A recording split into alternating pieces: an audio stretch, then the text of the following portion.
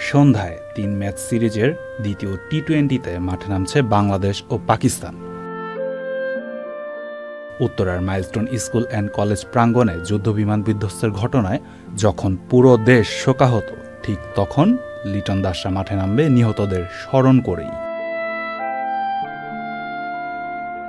BCB জানিয়েছে কালো armband পরে মাঠে নামবে টাইগার বাহিনী।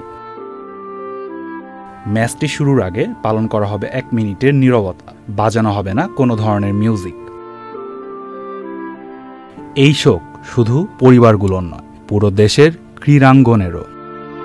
বান্ডেল থাকলে প্রতি সেনমানিতে টাকা বাঁচবে। বিকাশ সেনমানি বান্ডেল কিনে জিতুন প্রতি লেনদেনে। সামাজিক মাধ্যমে সরব দেশের তারকা খেলোয়াড়রা। শোক জানিয়েছেন মাশরাফি, সাকিব, মুশফিক, তামিম, শান্ত, জামাল ভুঁইয়ারা। জানান শোক সন্তপ্ত পরিবারের প্রতি সমবেদনা। এই শোক ছুঁয়ে গেছে পাকিস্তানি পেসার শাহিন আফ্রিদি, হাসান আলী, ফকর জামানদেরও। সামাজিক মাধ্যমে কেউ জানিয়েছেন শোক, কেউ কেঁদেছেন, কেউ বা প্রার্থনায় নত করেছেন মাথা।